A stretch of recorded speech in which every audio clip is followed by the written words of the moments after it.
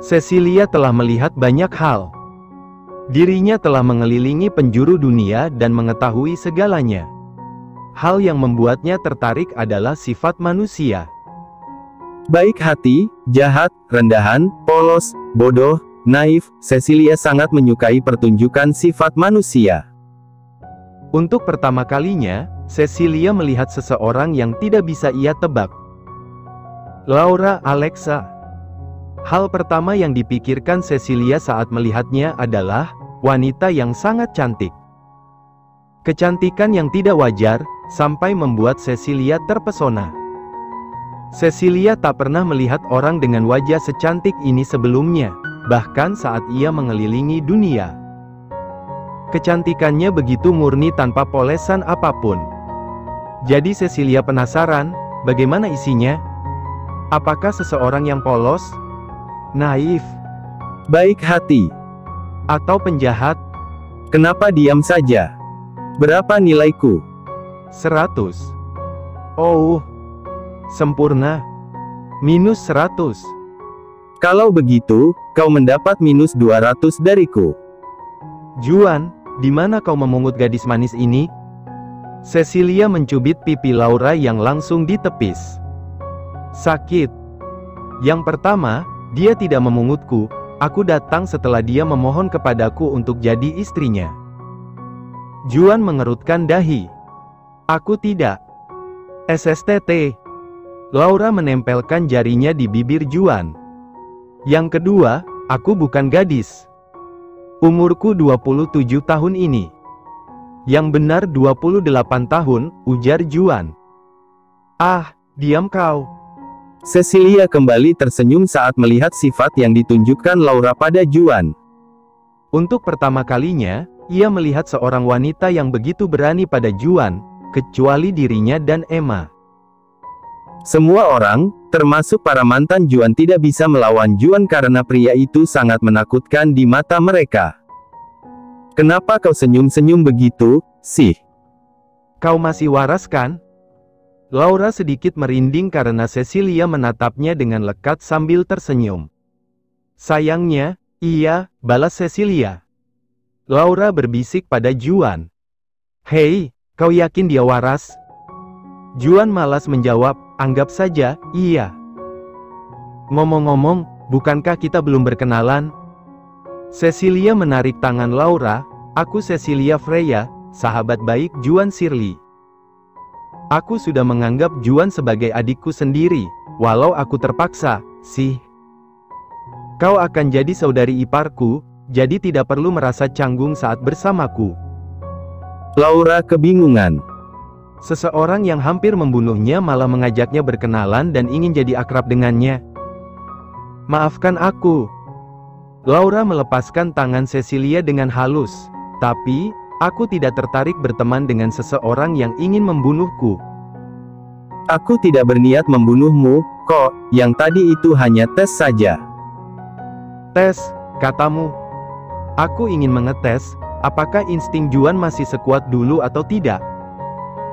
Sialan, aku bisa stres. Laura memegangi kepala belakangnya. Kau tidak boleh mati sekarang. Kita belum menikah, ujar Juan. Kau membuatku makin stres. Nyonyaku, bagaimana jika kembali ke kamar saja? Tanya Emma. Baiklah, aku juga sudah muak di luar. Laura memberikan tatapan tajam pada Cecilia dan Juan sebelum pergi. Ho, dia tahu caranya mengintimidasi orang lain, persis seperti calon suaminya. Juan menatap tajam ke arah Cecilia, membuat apa yang dikatakan Cecilia menjadi kenyataan. Lihatlah, kalian sama persis. Kembalilah. Kemana? Rumahmu. Sejak kapan aku punya rumah? Sepertinya hanya kau, satu-satunya pemilik Black Card yang tidak memiliki rumah. Cecilia mengendikkan bahunya. Terima kasih pujiannya. Juan menghela nafas. Siapkan satu kamar, jauhkan dari Laura. Baik. Pelayan yang ada di sana langsung pergi untuk menjalankan perintah. Seperti yang kuduga, kau memang pengertian, adikku sayang. Cecilia mencubit pipi Juan. Hentikan itu. Kan, kalian berdua sama persis. Cecilia tertawa kecil, bagaimana dengan hadiah yang kukirimkan? Sudah kau buka? Hadiah apa? Cecilia melirik ke arah Hans. Bro, apakah kau menyembunyikannya lagi? Tuan memberiku perintah untuk menjauhkannya dari nyonya, balas Hans. Itu adalah hadiah yang akan disukai Juan. Cecilia menggerutu.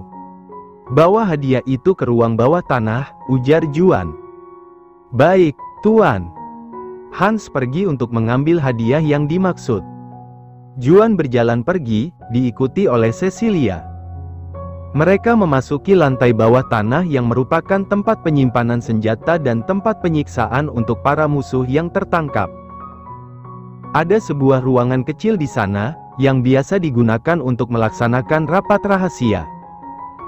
Ruangan itu hanya bisa digunakan menggunakan sidik jari Juan. Tempat ini tidak banyak berubah. Cecilia memasuki ruangan lebih dulu. Ia langsung duduk di sofa. Ruangan tersebut memiliki nuansa merah gelap yang akan menyeramkan bagi pemula. Juan duduk di sofa single. Bagaimana kabarmu?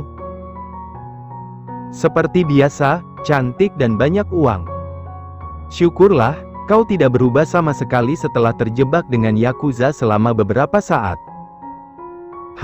Kau tidak akan tahu, kalau aku hampir kehilangan kewarasanku di sana. Jika saja misi ini tidak bernilai 2 juta dolar, aku tidak akan melakukannya. Setidaknya, kau masih hidup. Cecilia tertawa kecil. Aku tidak menyangka kau peduli padaku. Kukira hatimu sudah membeku setelah kejadian itu. Jangan mengungkitnya lagi, apalagi di depan Laura. Kau sangat peduli padanya, ya? Padahal kalian belum bertemu seminggu. Karena dia adalah calon istriku. Sungguh? Hanya karena itu? Juan mengalihkan pandangannya. Iya. Yah, kau memang tidak akan berterus terang, jadi aku akan mencari tahunya sendiri. Hans masuk ke dalam ruangan, membawa sebuah kotak yang dibungkus dengan kertas kado merah berkilau dan pita berukuran besar di atasnya.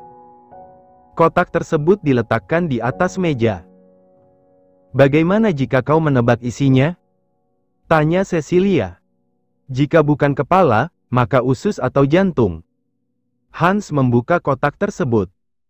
Isi dalam kotak kado adalah sebuah kotak kaca kecil, yang di dalamnya berisi bantal merah dengan jari manis yang memakai sebuah cincin berlian, yang diukir membentuk naga. Dalam sekali lihat, Juan sudah tahu apa itu. Cincin tersebut adalah peninggalan turun-temurun klan Yagami dari Jepang. Orang yang bisa menggunakan cincin adalah pemimpin klan. Melihat bagaimana cincin itu ada di sini, Cecilia benar-benar berhasil menyelesaikan misinya. Membantai klan Yagami dan membunuh pemimpinnya. Sayang sekali, aku tidak bisa menunjukkan kepalanya kepadamu, karena orang itu menginginkannya. Sebagai gantinya, aku meminta cincin ini. Yagami dan Shirley telah berseteru cukup lama setelah Jordan memimpin. Kelompok tersebut pernah berhasil menculik Juan untuk dijadikan sandera. Juan ingat, saat itu bagaikan neraka. Setiap hari ia dipukuli dan diberi makanan anjing. Untungnya, ia bisa kabur dengan menyelinap ke dalam kapal pembawa tembakau. Mereka adalah salah satu kelompok yang akan dihancurkan Juan setelah dia memimpin Shirley.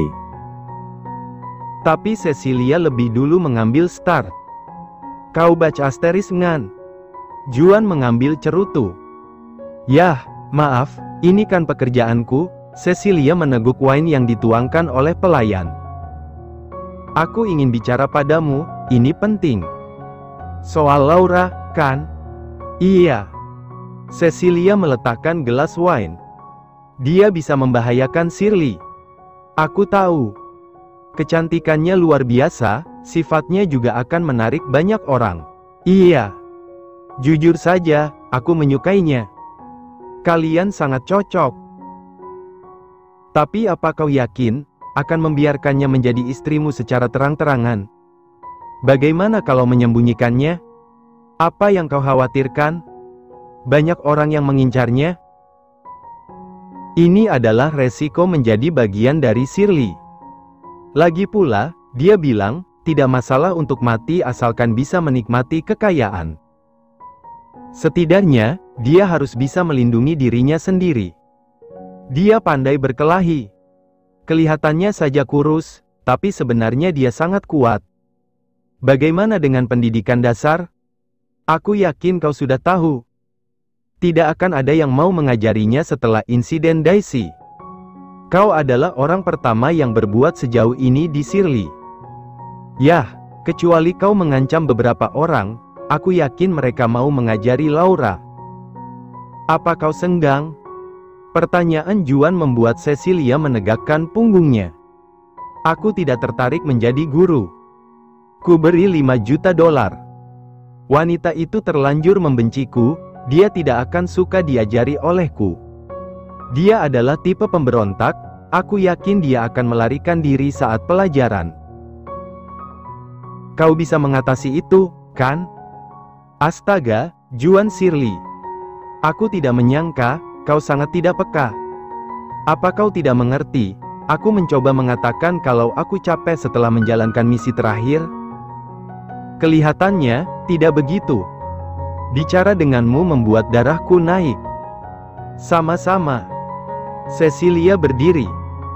Jangan paksa aku, karena aku tidak akan mau mengajari kucing liar yang cantik. Cecilia keluar dari ruangan. Ia bisa mendengar suara langkah kaki yang merupakan milik Juan mengikutinya dari belakang. Hei, jangan mengikutiku, ujar Cecilia. Aku harus kembali bekerja, jalannya hanya ini. Juan menyalip Cecilia, dasar kepedean. Bach asteris ngan kecil. Cecilia menyalip Juan, ia buru-buru menaiki tangga menuju lantai dasar. Baru 2 kali kakinya melangkahi lantai dasar, sesuatu melayang ke arahnya. Cecilia dengan mudah menangkap buah apel yang dilempar ke arahnya. Tiba-tiba, Laura melompat dan mengarahkan tendangan ke arahnya. Cecilia menahan tendangan itu dengan kedua tangannya, membuatnya harus mundur beberapa langkah karena kekuatan Laura. Laura mendarat dengan mulus, ia menatap Cecilia yang menunjukkan ekspresi tak percaya. Juan dan Hans yang keluar bersamaan dengan Cecilia juga terkejut karena serangan tiba-tiba dari Laura. Jika yang ditendang adalah orang biasa, dia pasti sudah kena geger otak. Cecilia bisa merasakan sakit pada kedua tangannya yang menahan tendangan. Ia sedikit lengah, karena berpikir Laura hanya melempar apel padanya. Rupanya itu adalah pengalihan dari tendangan yang dilemparkan. Laura tersenyum kecil. Maaf, tadi itu aku hanya mengetes apakah instingmu tajam atau tidak. Cecilia tersenyum lebar. Juan, tawaranmu tadi masih berlaku, kan? Aku akan mengajari kucing liar ini dengan baik. 1 minggu berlalu dengan cepat. Selama itu pula, Laura mendapatkan pendidikan dasar sebagai seorang Shirley dari Cecilia. Dirinya juga berlatih bela diri dan cara menembak langsung dari Juan. Selama 1 minggu itu, mereka tak berubah. Selalu ada pertengkaran di setiap kesempatan. Namun pertengkaran yang awalnya serius, kini menjadi candaan. Bisa dibilang, hubungan mereka membaik. Aku sudah selesai. Laura meletakkan kertas ujian di atas meja. Cecilia mengambilnya dan langsung memeriksanya di tempat. Kau melakukannya dengan baik. Tentu saja, ini hal kecil. Kau harus bersyukur, semua ini berkat guru yang mengajarimu. Jika aku tidak kompeten, muridku tidak akan kompeten. Cecilia memberikan sebuah buku kepada Laura. Aku ingin kau mengingat isinya. Besok ada ujian tentang ini. Kau gila, iya? Buku ini tebal sekali, bagaimana caraku mengingat semuanya dalam 1 hari? Itu bukan masalahku. Dasar Bach asteris ngan tidak berperasaan. Fufufu, memang. Laura merebut buku, ia keluar dari ruangan sambil menggerutu. Bersamaan dengan keluarnya Laura, Juan masuk ke dalam ruangan. Ia sempat menatap Laura dengan heran. "Apalagi yang kau lakukan padanya?" tanya Juan. "Hanya memberi tantangan kecil. Jangan memancingnya terus." "Aku suka reaksinya, dia sangat imut saat marah." Juan benar-benar tidak mengerti selera Cecilia yang aneh. "Bagaimana dengan pelajarannya? Kau lihat saja sendiri." Cecilia menyerahkan kertas ujian yang dijawab oleh Laura. Juan memeriksa kertas itu dan terkejut. Soal-soal ujian Shirley yang baru bisa dijawabnya dengan nilai sempurna setelah menempuh pendidikan selama 10 tahun, bisa dijawab Laura yang belum menyentuh hari ke-10 pembelajaran. Dia sangat pintar. Aku tidak tahu otaknya terbuat dari apa. Dia cepat belajar dan mengerti apapun yang aku ajarkan. Jika dari dulu dia hidup dengan keluarga yang baik, dia pasti sudah menjadi dokter di usia muda. Dia adalah calon istriku, tentu saja dia harus pintar. Cecilia tersenyum. Lebih tepatnya, karena dia memiliki guru yang baik, dia jadi seperti ini. Guru mana yang tidak semangat belajar setelah mendapatkan 10 juta dolar dan sebuah pulau pribadi? Berdebat denganmu tidak akan ada ujungnya. Aku adalah satu-satunya yang harus berkata seperti itu. Juan meninggalkan Cecilia yang kesal. Ia pergi ke kamar Laura. Calon istrinya tengah duduk di atas ranjang dengan kedua kaki diluruskan. Sebuah bantal ada di atas pahanya, menyangga tangan yang tengah membalik halaman buku. Ekspresi wajahnya begitu serius, membaca setiap kata dari buku itu. "Kalau kau kemari untuk mengganggu, maka pergilah. Aku tak punya waktu untuk bertengkar." Juan mendekati Laura. Tata krama perjamuan kelas atas, begitulah judul buku yang tengah dibaca Laura. Juan hampir melupakan itu. Jika mereka menikah, ia dan Laura harus menghadiri beberapa perjamuan, dan ada kalanya Laura harus pergi sendiri. "Kau tidak sibuk, kan?" tanya Juan. "Sibuk. Kerjaanmu hanya membaca buku. Aku harus mengingat semuanya dengan baik, agar Cecilia tidak meremehkanku." "Memang kapan dia meremehkanmu?" "Setiap saat." Juan merebut buku dari Laura. "Biar kulihat." "Hei, duduklah, aku akan membantumu." "Memang kau bisa membantu apa?" Juan duduk di tepi ranjang. "Apa itu tata krama?" Laura menjawab dengan ragu, aturan-aturan yang berlaku baik tertulis maupun tidak tertulis dalam pergaulan masyarakat. Manfaatnya membantu menciptakan ketertiban, keselarasan, kerukunan, keamanan, kedamaian, serta rasa tenteram dalam kehidupan bermasyarakat. Juan terus mengajukan pertanyaan yang berkaitan dengan isi buku. Laura menjawabnya meski ia merasa heran dengan sikap Juan. "Kau melakukannya dengan baik." Juan menutup buku. Cecilia tidak berbohong. "Sudah, kan? Kembalikan buku itu." "Tidak perlu, kau sudah mempelajarinya." "Belum semuanya. Ada yang lebih penting dari buku ini." Juan menaruh buku di dalam laci. "Apa?" "Kalau bicara jangan setengah-setengah," ujar Laura. "Kita harus memeriksa pakaian pernikahan dan cincin." "Oh." Seminggu yang lalu, seorang desainer terkenal datang ke mansion untuk mengukur badan Juan dan Laura, guna membuat pakaian pernikahan mereka. Ada juga ahli perhiasan yang mengukur jari dan menunjukkan model cincin yang akan dibuat. Saat itu, Laura merasa malas, jadi dia langsung kabur setelah selesai mengukur. "Apa mereka sudah datang?" tanya Laura. "Kita yang akan pergi. Kita akan keluar?" Wajah Laura berbinar. "Ya, ayo kita keluar, berdua saja." Laura tidak menyadari godaan Juan yang dilempar padanya, karena ia bersemangat bisa keluar dari mansion. Tempat ini memang luas, namun membuatnya sesak karena ruang bergeraknya dipersempit. "Ayo pergi," ujar Laura dengan semangat. "Kau tidak akan pergi dengan pakaian itu, kan?" Laura mengenakan piyama tidur. Tadi pagi, Emma sudah memintanya untuk mengganti pakaian, tapi Laura langsung melarikan diri lewat balkon yang membuat orang-orang shock. Laura tidak mau memakai gaun lagi, ia merasa pergerakannya terganggu dengan itu. Setelah aksi kejar-kejaran singkat, Emma dan para pelayan menyerah, mereka membiarkan Laura memakai apapun yang dia mau.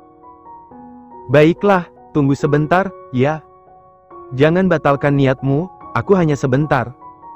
Laura berlari ke ruang pakaian, agak tergesa-gesa. Juan yang melihat itu tak bisa menahan senyumnya. "Selamat datang, Tuan dan Nyonya Shirley."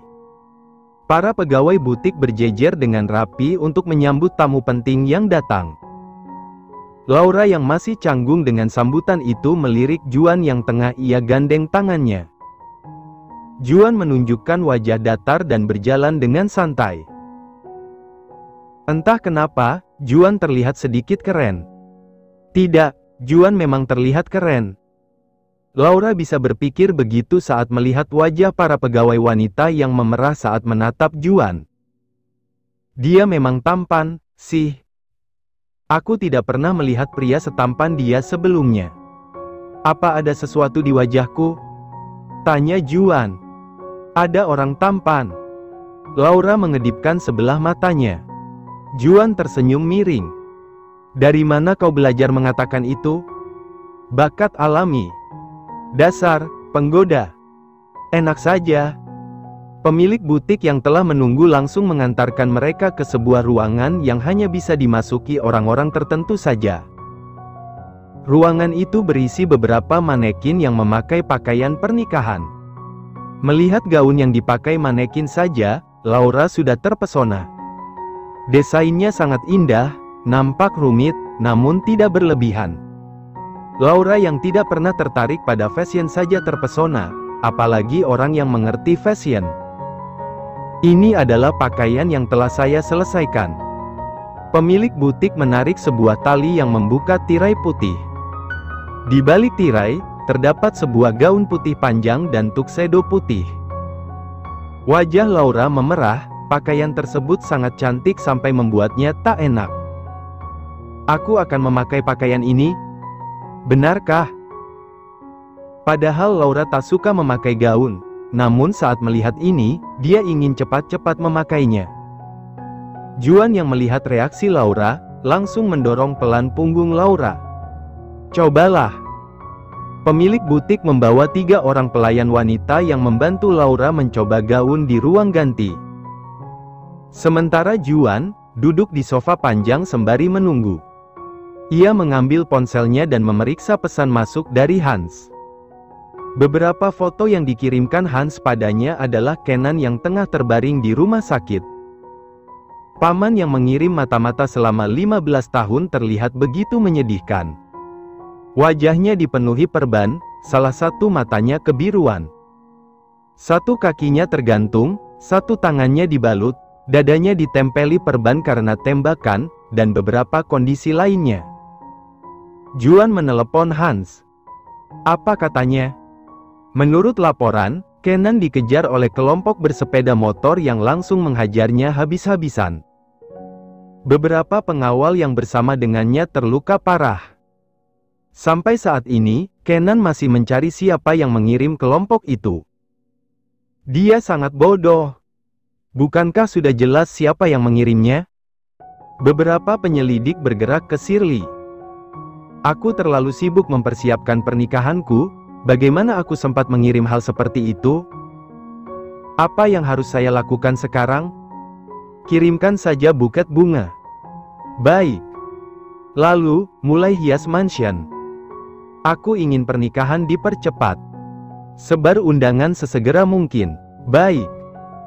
Juan mematikan telepon bersamaan dengan datangnya Laura yang telah selesai mengenakan gaun. Begitu melihatnya, Juan tertegun. Gaun putih itu nampak membalut tubuh Laura dengan elegan. "Bagaimana?" tanya Laura. Lumayan. Lumayan bagus. Lumayan jelek. Hei. Laura cemberut. Tetaplah seperti itu, biarkan aku mengambil beberapa foto. Bukannya tadi, kau bilang jelek?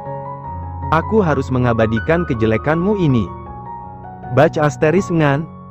Meski begitu, Laura tetap berpose saat Juan memotretnya. Kirimkan pada Cecilia, ujar Laura. Tidak perlu. Dia akan menertawakanmu. Dasar kau ini. Juan buru-buru memasukkan ponselnya. Ia tak mau foto itu dimiliki oleh Cecilia atau orang lain. Lebih tepatnya, dia menginginkan foto itu untuk dirinya sendiri.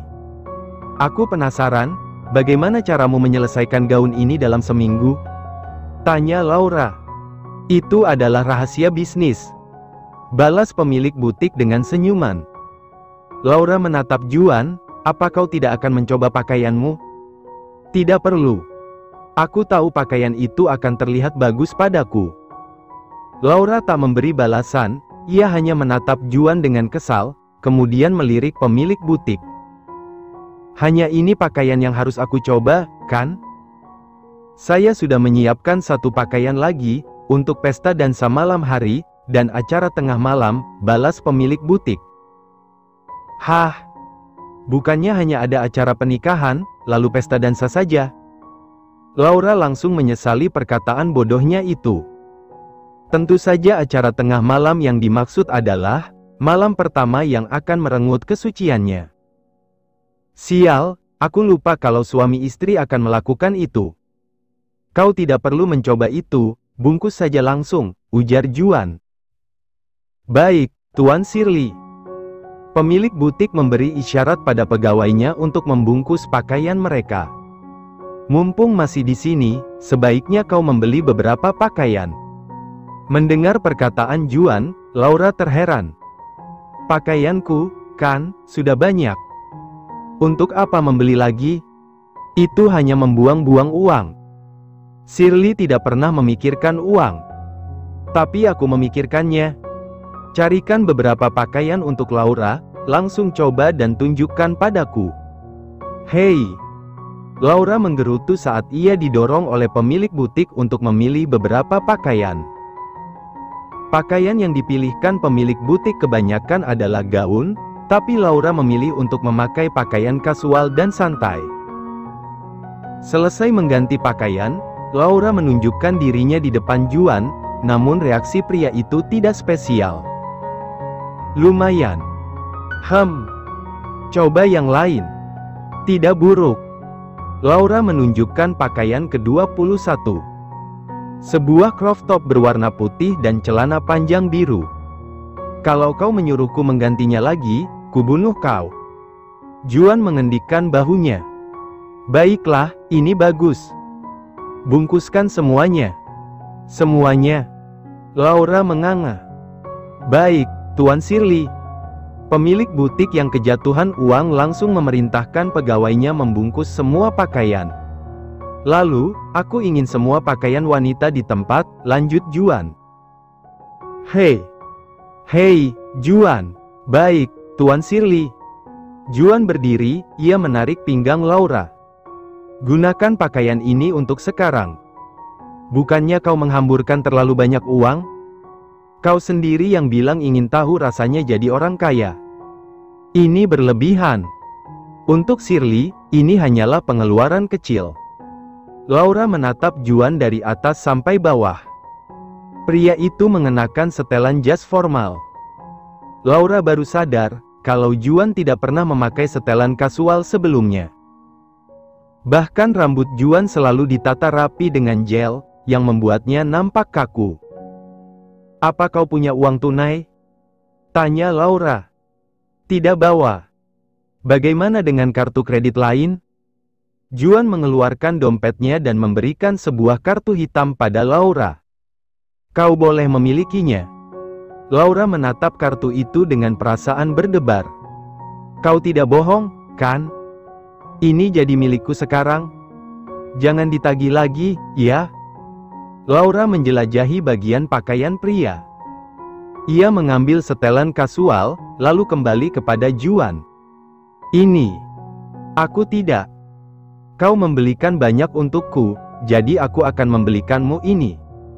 Laura menunjukkan black card di tangannya. Itu kan, uangku. Kau sendiri yang bilang, ini jadi milikku sekarang. Aku tidak butuh pakaian. Kalau begitu, aku juga tidak butuh pakaian. Pakaianku sudah banyak. Juan menghela nafas. Ia mengambil pakaian itu.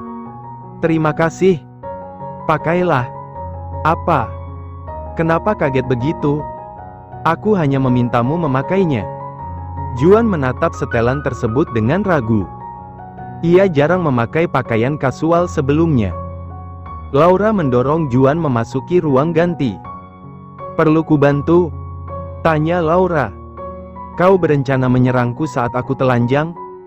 Enak saja. Laura memerah, ia menarik tirai yang langsung menutupi ruang ganti. Laura mendekati cermin besar yang memantulkan seluruh tubuhnya. Ia merapikan rambut dan pakaiannya. Dulu, Laura selalu menghindari cermin. Ia tak suka berkaca, setiap melihat wajahnya, ia seakan menatap monster. Sekarang keadaannya berbeda. Aku cantik sekali. Kau ngapain? Wah!